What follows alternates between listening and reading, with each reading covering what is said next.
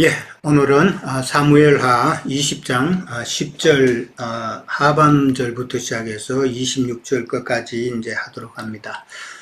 지난번에 이제 한 주 쉬었죠? 한 주 쉬었는데 그 전주에는 우리가 이제 20장을 1절부터 하면서 세바가 반역을 일으키는 그 내용을 우리가 다루었었고요. 그러고 난 다음에 이제 요압이 참 자기의 경쟁자였던 아마사를 그렇게 또 죽이는 내용까지 우리가 지난번에 이제 나눴었습니다. 이제 10절 하반절에 가면은 요압과 그의 동생 아비새가 비그리의 아들 세바를 뒤쫓았다라는 내용이 나옵니다. 아마사를 죽이고 자기가 군 지휘관이 되어서 아마사를 세바를 지금 뒤쫓게 되었다라는 그런 내용이죠. 그 동생 아비새도 형이 그렇게 또 하니까 강하게 나오니까 어쩔 수 없이 같이 이제 또 따라가는 그런 행국이죠. 11절에 가면은 이제 요압의 부하 장군 청년이라고 돼 있는데 요압의 부하 장군이 죽은 아마사 곁에 서서 요압을 따르는 것이 곧 다윗을 위하는 길이다라고 말하면서 백성들을 이제 군인들을 선동해서 그렇게 요압에게 힘을 실어주는 그런 내용이 나옵니다. 그러니까 죽은 아마사 옆에 서가지고 요압을 따르는 것이 곧 다윗을 위하는 길이다 이런 말을 하게 되면은 마치 죽은 아마사는 다윗을 위하는 자가 아니었다라는 그런 이야기가 되는 것이죠. 압살롬의 반역 때 참 군대 장관으로서 아마사는 다윗을 반대하는 자였다라는 그것을 이제 사람들에게 기억나게 해서 그렇게 아마사에게 누명을 씌우는 그런 모습을 볼 수가 있죠. 그러니까 철저하게 요압은 자기를 위하는 그런 모습을 이제 보여줍니다. 그리고 이제 12절에 가면은 아마사가 피를 흘린 채 길 가운데 놓여 있었다라는 것을 이제 우리가 알 수가 있죠. 그런데 이제 그렇게 피를 흘린 그 상태에서 길 가운데 놓여 있으면은 지금 10절 하반절에 이제 세바를 쫓아간다라고 그렇게 나왔는데, 방해가 되겠죠? 그래서 그 부하 장군 한 사람이, 모든 백성이 서 있는 것을 봤다 그랬습니다. 여기서 모든 백성이라는 것은 아마사가 모집했던 군사들이죠. 예, 아마사가 모집했던 군사들이 이제 아마사가 죽은 그 모습을 보고 진영을 못하고 서 있었다라고 그렇게 나옵니다. 그러니까 밭으로 옮겼다 그랬어요. 그리고 밭으로 옮기니까 지나가면서 밭에도 또 사람들이 이제 그것을 보고 멈추어서 서게 되었다라고 그렇게 나옵니다. 그러고 나서 결국은 옷을 시체 위에다가 덮었다라는 것이 이제 나오죠. 그러니까 모든 백성, 그러니까 아마사가 모집했던 그 군사들이 길에서 또 밭에서 그렇게 자꾸 멈추어 서게 됐다라는 것은 좀 주저주저했다는 이야기죠. 주저주저했다는 건데 그 군사들이 다 알잖아요, 상황을. 참 다윗이 아마사에게 군권을 맡겼는데 요압이 지금 아마사를 죽이고 자기가 군권을 행사한다는 것을 이제 그 모든 백성들이 다 안다는 것이죠. 그래서 군인들이 이거 지금 진행해야 돼, 말아야 돼, 이런 식으로 조금 참 망설이게 되는 그런 모습을 보여준다라는 것이죠. 사실 지금 요압은 자기가 군 지휘권을 다시 이렇게 행사한다는 것은 다윗의 허락이 없으면 절대로 안 되는 일이죠. 요즘도 마찬가지인데 군 통수권자인 대통령의 어떤 허가가 없으면은 군을 함부로 움직일 수가 없잖아요. 마찬가지로 지금 요압도 다윗의 허락 없이 어떤 명령 없이 군을 지휘한다는 것은 이거는 큰 잘못이다. 이거는 군을 돌려서 다윗에게도 향하면은 그건 완전히 내란이 될 수도 있는 문제이기 때문에 참 중범죄에 해당되는 것이다라는 것이죠. 그렇지만은 이제 나중에 세바의 난을 평정하고 돌아오게 됨으로써 다윗은 그 부분에 있어서는 따질 수가 없었죠. 따질 수가 없고, 그렇지만은 다윗의 마음에는 요압을 제거해야 된다는 명분이 점점 쌓이게 되는 것이죠. 하나하나 차곡차곡 그렇게 쌓아둔다라고 볼 수가 있습니다. 이제 시체를 그렇게 미리 치우지 않았다라는 것도 어떻게 보면은 그 죽은 사람을 보여줌으로써 요압의 명령을 따르지 않으면은 저렇게 죽을 수도 있다라고 하는 그런 본보기를 보여주는 모습도 있지 않을까 우리가 생각해 볼 수가 있죠. 일종의 공포 정치라고 그럴까요? 그런 모습이다라는 것이죠. 옛날에는 참 오래전에는 한국에도 공포 정치를 많이 했잖아요. 그런 모습이다라는 것이죠. 그리고 이제 옷을 시체 위에 덮었다라고 그러는데 요압이 자기의 허물을 덮는 그런 행위로 볼 수가 있겠죠. 그러나 하나님께서는 다 알고 계시고 하나님 앞에서는 아무리 덮어도 숨길 수가 없다라는 것을 우리는 잘 알고 있습니다. 자, 14절부터 이제 22절까지 가면은 세바의 그 난이 참 엉뚱하게도 한 지혜로운 그 여인에 의해서 평정이 되는 그런 내용이 나옵니다. 14절에 보면은 이제 세바가 이스라엘 모든 지파 가운데 두루 다녔다고 그랬는데, 모든 지파를 두루 돌아다니면서 자기의 그 반란의 그 세를 이제 모아서 규합을 했다라는 그런 의미죠. 그래서 많은 세력을 모아가지고 벳마가 지역의 그 아벨성으로 갔다라고 그렇게 14절에 나옵니다. 지금 그 아벨성이라는 곳은 여기 지금 이 지역은 단 지파가 이제 속한 그런 지역이죠. 그래서 단 지파 중에서도 가장 강한 성읍이라고 그렇게 아벨성을 이야기를 하고 있습니다. 그러니까 지난번에 우리가 나눌 때는 다윗이 급하게 아마사를 갖다가 군인 지휘관으로 임명해서 빨리 군사를 모집해서 그렇게 서둘렀는데, 그 서둘렀던 이유가 이제 세바의 반역군들이 어떤 이제 성에 들어가게 되면은 그게 전쟁이 길어지고 참 어려워진다라는 그 이유 때문에 아마사를 급하게 막 군사를 모집하고 좀 서둘렀었죠. 그런데 이제 결국은 다윗의 염려대로 세바의 그 무리가 아벨성에 들어갔다라는 것이죠. 그러니까 이 아벨성에 들어갔다는 것은 이 아벨성 사람들이 세바가 많은 그 세력을 규합해서 들어오니까 참 안 열어줄 수가 없는 그런 상황이 되었겠죠. 그런 상황이 돼서 이제 들어가게 됐다고 이제 보여집니다.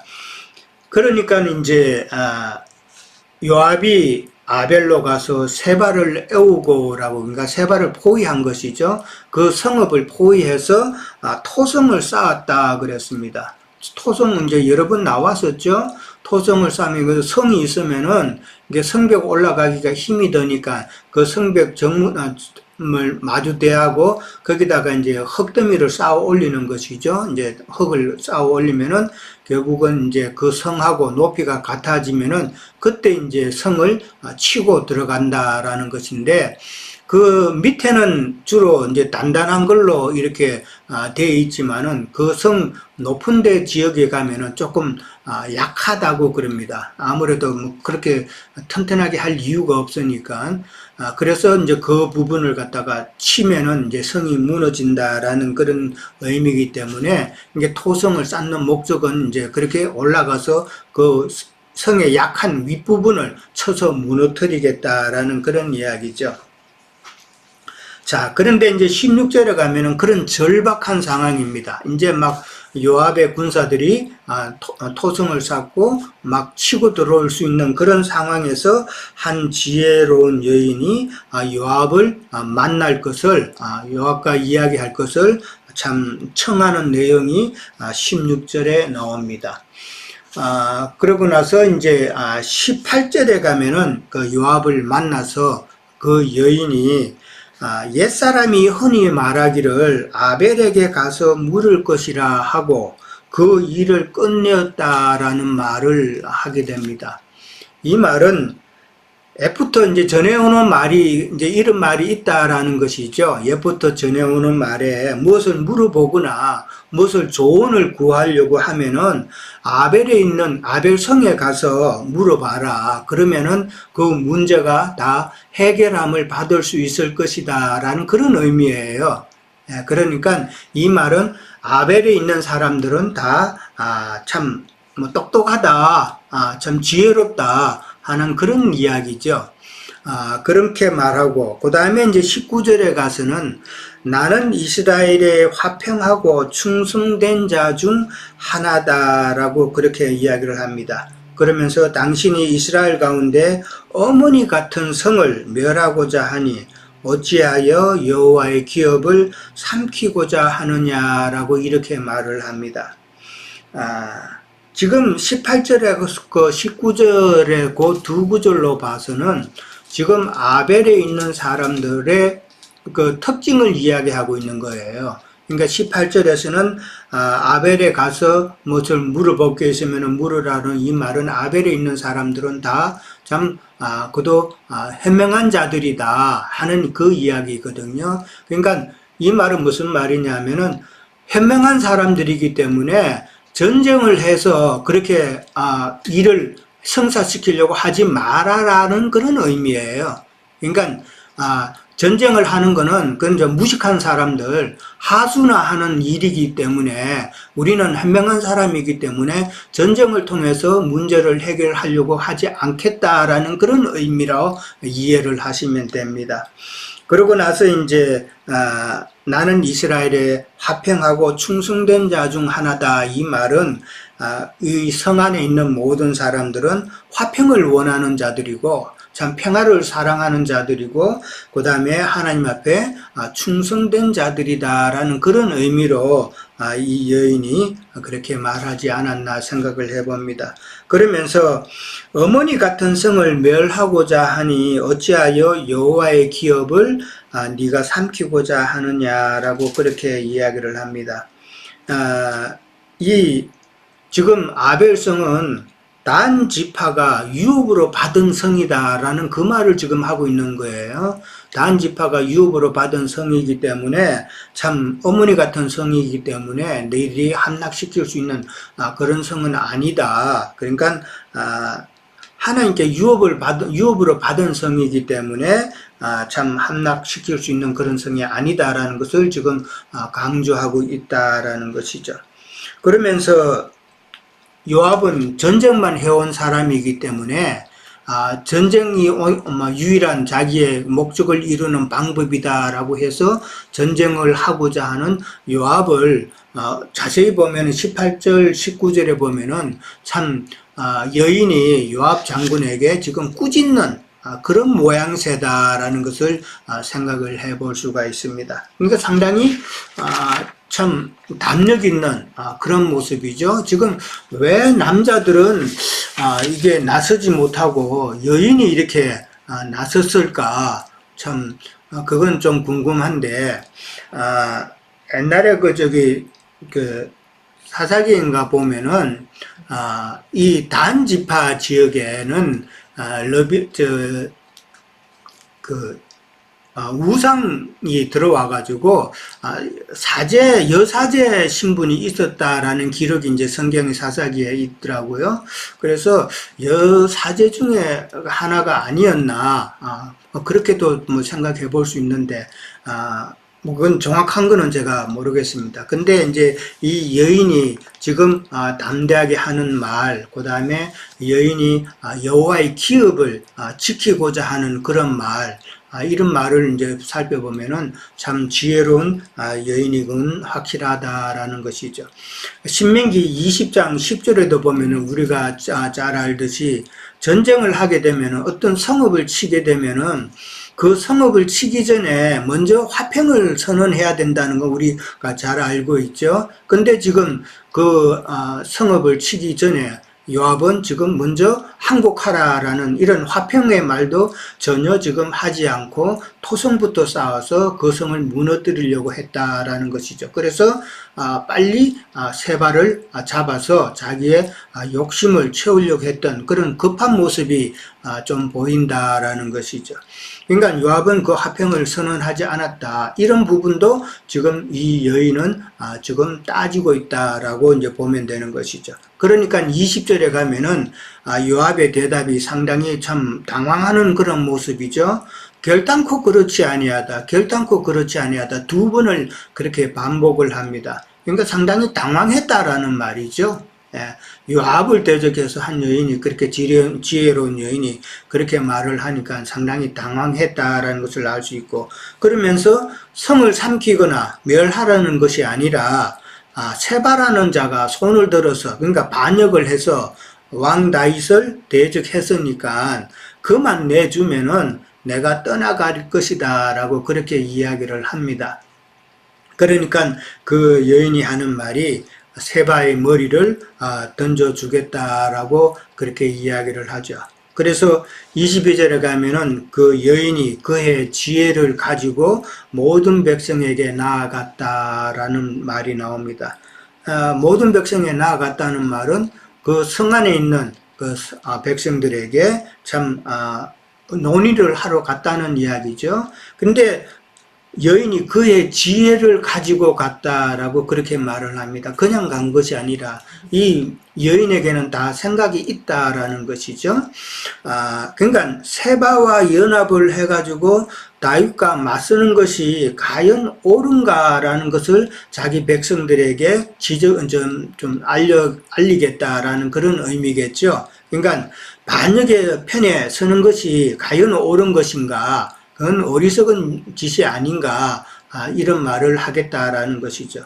그 다음에 여인이 말한 대로 여호와의 기업을 지켜야 된다는 것을 또 이야기하지 않았을까, 그렇게 생각을 해봅니다. 그렇게 논의를 하면은 이제 좀 특별히 세바와 깊은 관계가 아니면은 참 세바를 굳이 안 내주려고 하는 그런 이유도 없겠죠. 그래서 논의 결과 백성들이 세바의 머리를 베어서 요압에게 참 던지게 되었다라는 말이 나옵니다. 참 이 지혜로운 여인의 관점은 전쟁 없이 자기 백성과 그 다음에 여호와의 기업, 그 성을 지키는 것이고, 그 다음에 이제 요압의 관점에서는 자기가 원하는 그 관점은 세바의 머리를 취해서 참 반란을 빨리 수습하는 거죠. 그러니까 서로의 관점이 다르잖아요. 서로의 관점이 다른데, 근데 결과적으로는 둘 다 원하는 것을 해결하게 되었다라는 이 말이죠. 그러니까 아까 그 여인이 한 말처럼 아벨에서 무슨 문제가 있으면은 아벨에서 참 구하면은 다 이루어진다라는 그 말이 지금 사실 실현이 된 거죠. 예. 지혜롭지 않았다면은, 그 지혜로운 여인이 아니었다면은 그냥 전쟁이 일어나는 상황이었죠. 지금 막 급한 상황이었는데, 그 지혜로운 여인으로 통해서 백성과 여호와께서 주신 기업을 지키게 되었고, 그 다음에 또 그것보다도 사실 더 중요한 것은 이 반역하는 그 분위기가 자꾸 일어났잖아요. 반역한 분위기가 세바를 통해서 일어나고 많은 백성들이 그게 동조하고 했던 이 분위기가 참 이게 다윗에게는 참 무서운 거였는데 그것을 잠재웠다라는 것이죠.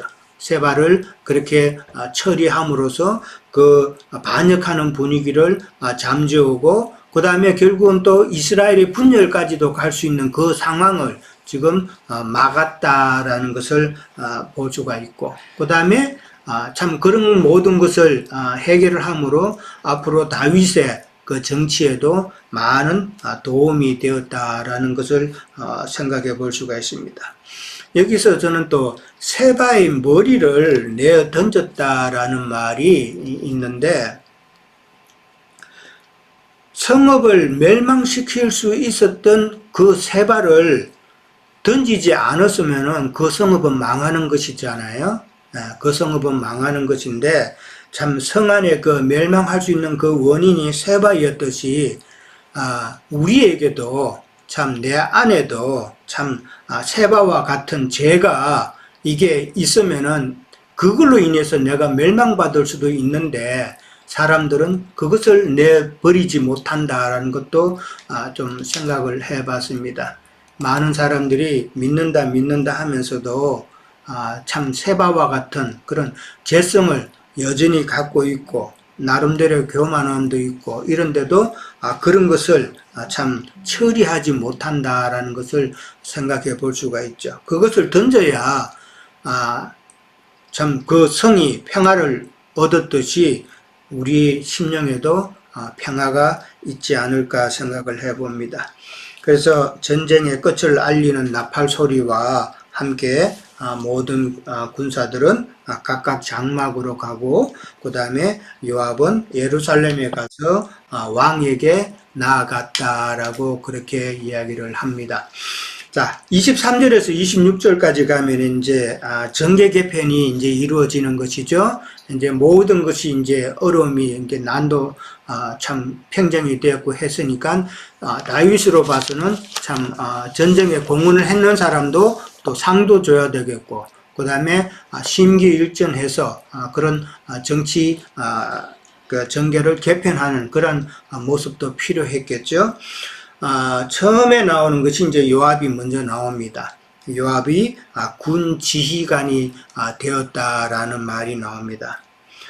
요압이라는 사람은 우리가 너무나도 잘 알지만은, 근데 또 특이한 것은 요압은 오랫동안 군 지휘관으로 지내면서 자기의 모든 영화를 누렸지만은 스스로 자기가 반란을 일으켜서 그렇게 하지는 않았다라는 것이죠.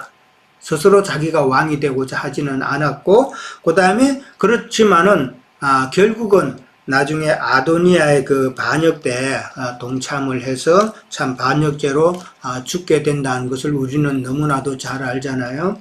그러니까 요압이 오랫동안 군 지휘관으로서 그렇게 생활했다라는 것은 오늘날 평생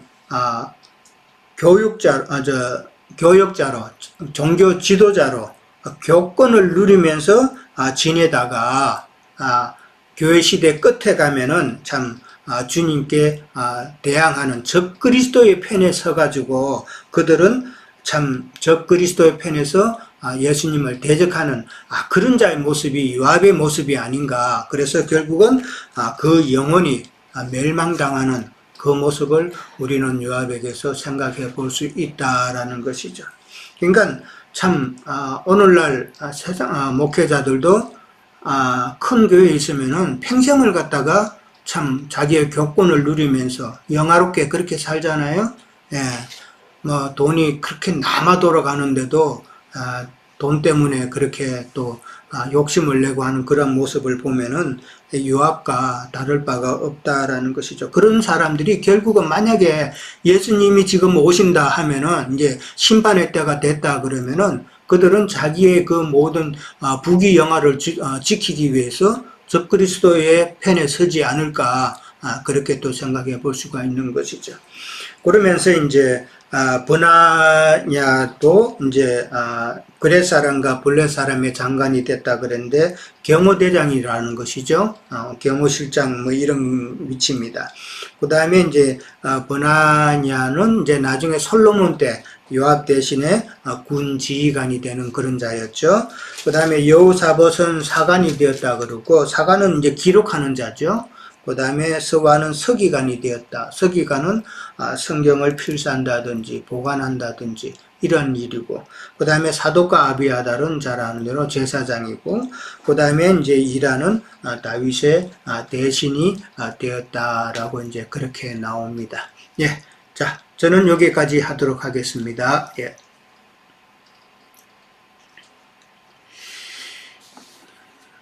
네, 아유, 뭐, 형님, 이걸 얘기해서 잘 이거 이해하는 데 도움이 된 것 같습니다. 저는 뭐, 저도 읽으면서 이렇게 한 세 가지 정도를 이렇게 압축해서 한번 생각을 해봤어요. 예, 뭐, 음, 어쨌든 양진님 소리가 너무 적어요. 저거요? 네, 소리 예, 좀 높이세요. 예, 음성을.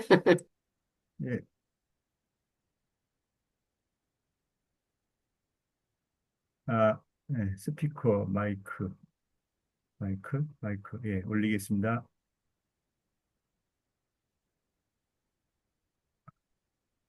됐습니까? 괜찮아요? 예, 네, 괜찮습니다. 예, 예. 예, 여기에서 보면은 아마사와 세바가 이렇게 이제 죽는데 에, 죽음을 보면서 우리 첫사람들의 죽음이라고 이렇게 봐요, 저는. 첫사람들의 뭐 세바는 반역을 했고 아마사는 에, 요압에게 이렇게 내 장이 터져서 죽는 건데 주님도 이렇게 이제 어쨌든 죽게 되죠. 주님도 로마군의 창을 찔려서 이렇게 뱃속에 저희가 나왔다고 얘기도 하고 또 세바는 비글이가 이제 아버지라고 그러는데 비글이라는 뜻이 첫사람이라는 뜻이라는 거예요. 또 세바는 뭐 영어에서는 세븐이라고 그러는데 일곱을 상징하고 그래서 아, 첫 교회들을 상징하는 거죠. 아시아에 있는 일곱 교회를 일곱 교회가 타락을 하는데 그 타락하는 일곱 교회에 대한 상징으로 죽음을 이렇게 상징한다고 봅니다. 그래서 아, 주님도 첫 아담으로 오셔서 제물이 되셔서 이제 둘째 아담이 되신 그런 새 영이 되신 그 영이 되셔가지고 살려주는 영으로 되셨는데 그래서 첫 것은 이제 멸하는 그런 것에 대한 이중성을 여기에서 이제 내포하고 있다 이렇게 저는 봅니다. 그래서 보면은 그 요한복음 11장 49절에 보면은 그 제가 한번 읽어보겠습니다. 49절 50절까지 그 중에 한 사람 그의 대제사장인 가야바가 저희에게 말하되 너희가 아무것도 알지 못하는도다. 한 사람이 백성을 위하여 죽어서 온 민족이 망하지 않게 되는 것이 너희에게 유익한 줄을 생각지 아니하는도다 하였으니 주님이 이제 자기 백성을 위해서 제물이 되셔서 살려주는 영이 되듯이 한 사람이 죽는 것은 우리가 이제 형제님 증거를 통해 이해했듯이 바라바가 살아났죠. 예수님이 죽으시고 그래서 그런 주님이 와서 죽음으로 해서 많은 사람을 살리는 이런 시련이 이렇게 여기에도 내재되어 있다 이렇게 보는 것이죠. 그래서 요압군은 여기에서는 사실을 보면은 어떤 죽이는 역할을 하는 거잖아요. 그래서 이제 계시록에서도 보면 12장 2절에 나와 있죠. 뱀이 토한 물을 통해서 여기 백성을 이렇게 살리는 여인을 이렇게 상징하는데 지혜로운 여인이 이제 어떤 그런 에, 교회를 총칭해서 여인이라고 본다면 이제 그런 상징성이 있다는 것이죠. 그래서 아벨에게 물을 놨다고 했는데 이제 지혜로운 여인이 그래서 가말리엘도 한 얘기가 있죠. 그 사도행전에서 보면은 이것이 하나님으로부터 난 것이면은 너희가 이렇게 해도 아, 결국은 하나님께 죄가 되는 것이고 또 이게 사람에게 난 드다라고 상징했죠. 드다가 반역을 한 것을 상징했는데 드다가 사람에게서 나온 것은 이걸 끊쳐질 거니까 너희가 이렇게 함부로 해서 사도들을 핍박하고 죽인다고 해서 이 문제가 해결될 것이 아니다. 이렇게 가말리엘이 이렇게 충고를 한 것이 또 있었어요. 그러면 이 지혜로운 여인에 대한 이해가 우리가 이렇게 생각해 볼 수 있는 게 아벨에게 물으랐다고 그랬어요. 그래서 저는 아벨에게 물으라고 그래서 단순히 이 가인이 죽인 아벨을 상징하는 건가 이렇게 좀 생각을 해봤는데 그건 아니고 같은 용어는 아니더라고요. 이 아벨은 아, 초원, 뭐 돌 이렇게 그런 걸로 이렇게 상징해서 어떤 어, 뭐야 어쨌든 그렇게 이제 상징적인 뜻이 있고 가인이 죽인 아벨하고 연관이 있는지는 뭐 우리 장로님한테 한번 묻고 싶어요. 이 부분을 아, 가인이 죽인 아벨과 여기에서 나오는 아벨과 어떤 연관성이 있는지 좀 저는 찾지를 못한 것 같아요. 예, 그랬었고 질문을 한번 이제 드리고 그리고 어, 사실은 여기서 우리가 비글리의 아들 세바가 죽는 것은 반역을 해서 이제 자기를 따르게 하는 선지자 역할을 한 건데 이게 거짓 선지자에 대한 모형이죠.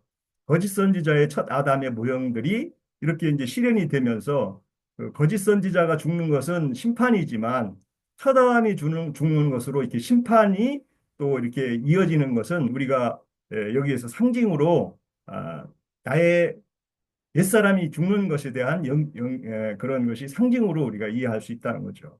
그래서 이제 우리 형제님도 증거해 주시지만 요압은 군 지휘관으로 이렇게 그 이름을 정리하고 이제 그 지휘관이 되는 다이티아의 지휘관이 되는 것으로 이렇게 마무리를 되고 있는데 요압은 결국은 그 다윗의 용사의 그 23장에 가면 용사에는 들어가질 않습니다. 명부에는. 그래서 그 요압은 실제 실권을 많이 휘둘렀지만 오늘날에 목사님이니 사역자니 하는 신분이 하는 자들이 자기 나름대로 사역은 많이 하지만 실제는 새 예루살렘 성에는 들어가지를 못한다 하는 것으로 저는 이제 상징해서 요압 장군을 이렇게 비유해서 한번 봤습니다. 마치겠습니다.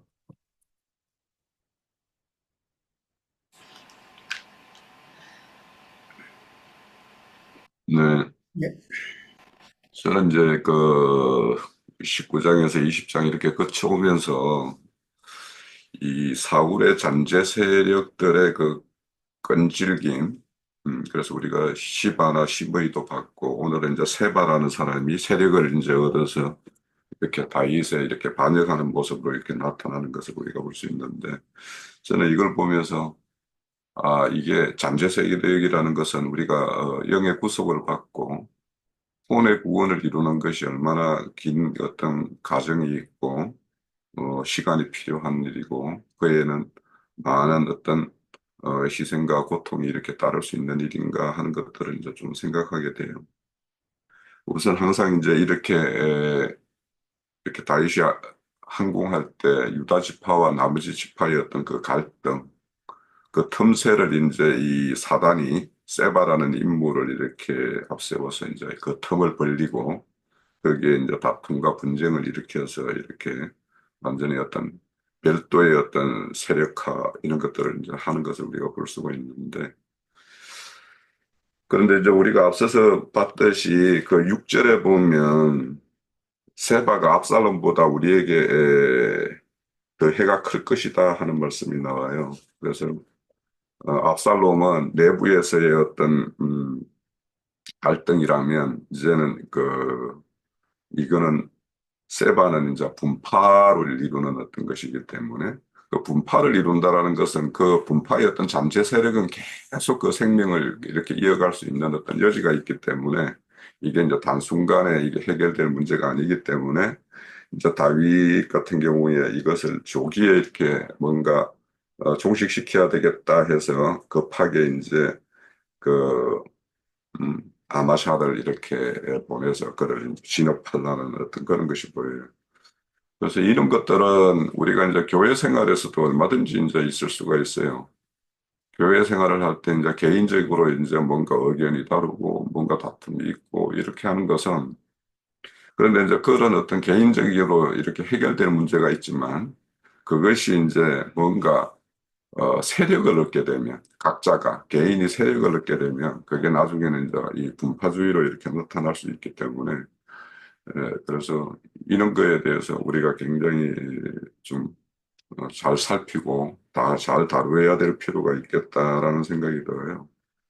자, 예를 들면 우리 금기름 붓는 집이라는 어떤 단일 체제에서 이렇게 모임을 가졌을 때하고 지금은 이제 뭐 산모임이 있고 경기 모임, 서울 모임이 있고 양양 모임이 있고 뭐 미주는 이제 지리적으로 뭐 예전부터 그런 어떤 걸 해왔었는데 이런 것들이 잘못 다루어지면 분파로 갈 수 있는 여지는 얼마든지 있을 수 있어요. 이거 사람이 하는, 하나님의 일이지만 사람이 개입된 일이기 때문에.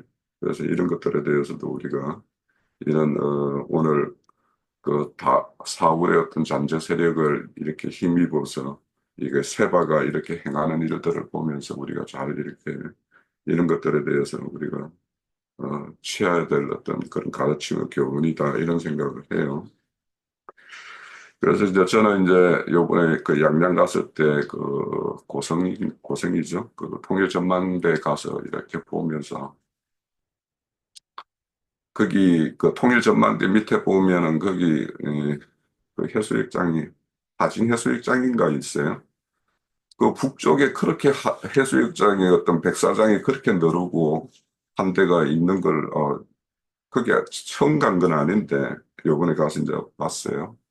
그래서 거기 이제 실질적으로 하진 해수욕장에서 그 위쪽으로 보면 해건강 쪽으로 이렇게 연결되는 그 바다는 하나로 이렇게 연결되어 있는데 이 땅은 이렇게 나눠져 있는 어떤 그 전망대에 올라가서 보면서 참 이 나누고 한다라는 어떤 그런 분파가 가져오는 어떤 그런 것의 어떤 실상을 이렇게 봤는데 저는 그걸 보면서 야, 이 나눈다라는 것은 이게 결국에는 이게 하나님으로부터 생각하면 이게 패륜이고 반역이다라는 생각을 하게 돼요. 그래서 우리가 그런 것들에 대해서 조금 생각을 해보고 그렇게 왔는데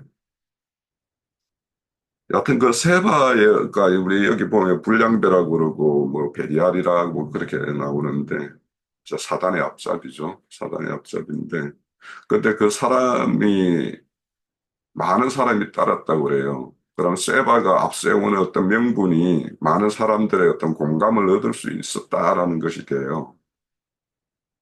그래서 우리가 그 세바가 앞세운 명분이 뭘까는 이제 뭐 사울 가문의 어떤 그 가문을 이렇게 다윗이 오히려 이렇게 취해갔다라는 것과 또 이렇게 항공했을 때 유다 지파가 자기의 어떤 기득권을 너무도 공고히 이렇게 세운다라는 어떤 뭐 이런 것들이 다른 지파를 자극하는 어떤 그런 매개가 됐을 거라는 생각이 드는데 아무튼 이제 그런 어떤 이런 분파를 조장하는 사람들은 그 명분을 항상 앞세울 거예요. 어떤 거든 간에. 그러면 그 어떤 것이 우리가 그런 소리를 들었었고 그런 조짐이 보일 때 이것이 어떻게 기결될 것인가, 어떤 결론으로 맺어질 것인가 이런 거에 대해서 우리가 잘 생각을 해보고 이게 인간의 생각인가 하나님의 어떤 생각인가 또 이게 이제 그런 데는 보면은 항상 뭐 우리가 쉽게 말해서 영분별 뭔가 다르다 이런 것들을 이제 앞세워서 이제 그렇게 할 거예요. 그런데 이제 우리가 어떤 신앙의 노선이나 사람의 어떤 정신세계나 어떤 가치체계 이런 것이 똑같을 수는 없어요. 모든 사람이. 그러니까 그 어떤 차이의 어떤 범위를 어떤 여지를 이렇게 가지고 서로 대화하고 하나 되기 위해서 노력하고 하는 것이 그리스도의 몸을 세우는 것이지 그것이 나와 조금 다르다라는 것을 그냥 이렇게 배척하는 것을 그것을 먼저 생각하고 그걸 영분별이라고 이야기한다라면 그게 잘못하면 분별주의로 분파주의로 이렇게 갈 수 있고 이렇게 하기 때문에 우리가 이런 어떤 세바의 어떤 모습이나 사울과 다윗 가문의 어떤 그런 갈등 이런 걸 보면서 우리가 잘 이렇게 교훈을 받아야 되겠다라는 생각이 들고 그래서 우리가 사람의 생각과 하나님의 생각을 우리가 매사에 보면 꼭 하나님의 생각대로 하면서 또 손해보는 것 같은 느낌이 들어서 인간의 자기 어떤 그 지금까지 경험이나 지식이나 이런 것에 의해서 판단해서 이제 자기 길을 택하기가 쉬운데 사실 이제 그런 것들 가운데서 이제 하나님의 생각은 이걸 것인데 지금 상황은 내가 판단할 땐 또 이거 같아. 이랬을 때 갈등이 있을 때는 약간 손해보는 쪽 아니면은 이익이 있다라면 적게 이익 보는 쪽으로 결정을 하면은 아마 거의 맞을 거예요. 왜냐하면 우리 인간에게는 기본적으로 가지고 있는 어떤 욕심이라는 것이 이제 자리 잡고 있기 때문에 그래서 이제 그런 어떤 사람마다의 어떤 생각, 그런 것이 분명할 때는 믿음으로 취해서 갈렸던 일이 있는가 하면, 그게 불명확할 때는 좀 내가 손해보는 쪽, 아니면 적게 이익을 보는 쪽, 이런 쪽을 택하면 되지 않을까, 이런 생각을 좀 하게 되고요. 그런데 이제 이 사단의 어떤 앞잡이인 이제 세바를 이렇게 진압하는데 딱 맞서게 하는 사람이 아벨성의 한 지혜로운 여자예요. 그러니까 하나님께서는 거기에 대단한 어떤 군장을 세워가지고 만약에 제압했다라면 그 군장의 어떤 공로일 것인데, 그 힘없는 한 여인을 세워서 그 세바를 이렇게 진압하는 이유는 이게 하나님이 하시는 일임을 이렇게 명확하게 드러내고 하나님의 어떤 해법으로 이렇게 행하셨다라는 걸 드러내기 위해서 이렇게 한 여인을 이렇게 세운 거일 거예요. 그래서 여인이 이제 또 지혜롭게 하는 것은 하나님이 그 여인의 입을 빌려서 그 요압의 어떤 속내를 이렇게 다 드러내는 것이 이제 18절, 19절에 있죠. 그래서 세바라는 우리 이제 이런 말 있죠. 빈대 잡기에서 초간상간을 태우랴 뭐 이런 말이 있듯이 세바 하나를 잡기 위해서 지금 저기 아벨성을 다 이렇게 초토화시키겠다라는 게 이제 요압의 어떤 생각인 것을 이제 이 여인이 간파하고 그래서 세바만이 이렇게 취하게 가게 하는 어떤 그런 것들이 이제 오늘 그 여인이 어떤 행하는 바인데, 그래서 결국에는 이제 아벨성에 원래 있었던 사람과 세바와 함께 숨어 들어왔던 사람들, 이것들을 어떻게 구분하는가 하는 것도 우리가 이런 어떤 우리가 이렇게 기존 기독교계를 이렇게 뭐 말을 할 때 이거를 아주 일반화하고 그냥 이것을 일체화시키고 이걸 단순화시켜가지고 그냥 이렇게 우리가 싸잡아서 말을 한다라고 말을 하면 거기에 있는 사람들이 그 어떤 우리의 어떤 그들에 대한 어떤 우리가 거쳐왔던 그 어떤 세계에 있는 사람들이 에, 우리의 말에 귀 기울이는 사람도 있을 수 있겠지만 오히려 반감을 사는 것들도 있을 거예요. 그래서 우리가 이런 것들도 기존에 있던 그 아벨성, 오염되지 않은 그런 사람들과 그들을 이렇게 숨어서 이렇게 숨어 들어온 그 일행들을 잘 이렇게 분별해서 우리가 그들에 대해서 우리의 어떤 증거되는 말씀들에 대해서 귀 기울이게 하는 것, 그런 것들이 만약에 그런 것들이 배제된 상황에서 우리가 말을 한다라면 잘못하다가는 초가상간을 태우는 일, 그런 걸로 나아갈 수도 있겠다, 이런 생각을 하면서 저는 오늘 20장 마지막까지 말씀을 봤습니다. 예, 감사합니다. 두 분. 예. 자, 그럼 혹시 또 다른 지체들 계신가요? 나는 이 말은 꼭 하고 싶다. 이런 게 뭐, 없으세요? 예. 그럼 우리 장로형제님 어떻게, 아까 길형제님 질문도 하셨는데, 마무리 해 주시겠어요? 예. 예, 말씀은 뭐, 새 형제님들이 견해가 다 나도 동감이고요. 그, 아벨이라고 하는 그 지명 때문에, 그 인명으로 사용된 창세기 가인의 동생 아벨과는 어떤 연관이 없을까, 이제 그런, 생각을 해본 것 같은데,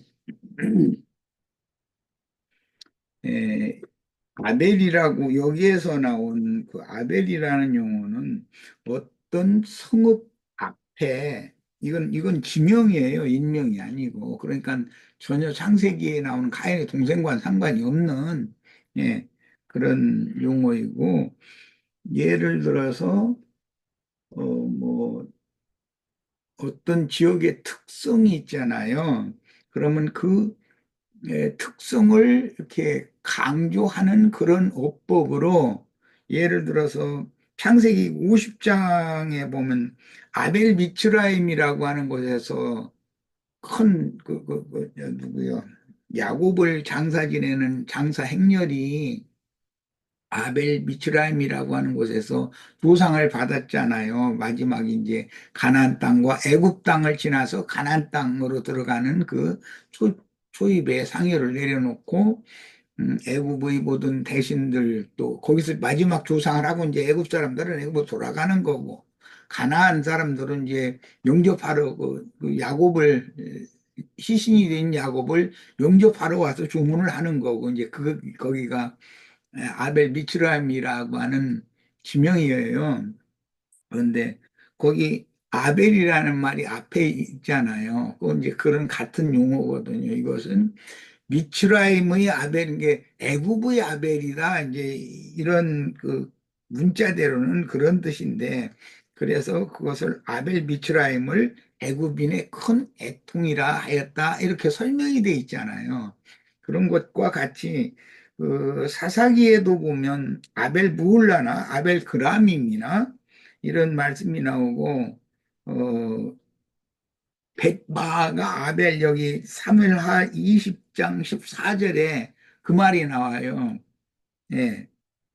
백마가 아벨 거기서는 아벨을 뒤에다 붙였고 앞에다가 그 도시 뭐 조그만 성읍이 있죠. 마을 이름을 앞에다 놓고 이랬는데 이것은 모두 어떤 지명을 수식하는 용어로서 거기는 초장 예를 들어서 이제 양양 하면은 양양은 뭐 이 설악산 이게 또 동해바다에 굉장히 유명한데 그 사이에 양양 분지가 있잖아요. 평지가 그런 것과 같은 뜻이에요. 그러니까는 목초지라는 것은 어떤 그 시골 마을 어떤 마을에 평평한 그 풀이 잘 자랄 수 있는 그런 지역을 일부러 말할 때 양양 분지하면 그 분지라는 개념이 아벨이라는 거예요. 지명을 수식한다. 이렇게 말씀드릴 수 있겠어요. 뭐 나머지 오늘 그 유영재님이 이런저런 말씀하는 것은 믿을 만한 단계 이제는 뭐 안심하고 들으니까 너무 은혜가 되고 또 우리 길영재님이나 홍영재님이 보는 관점도 뭐 합당하다고 나는 그렇게 이해하면서 들었어요. 뭐 다른 지체들도 뭐 다 동감이 될 거라고 믿어지네요.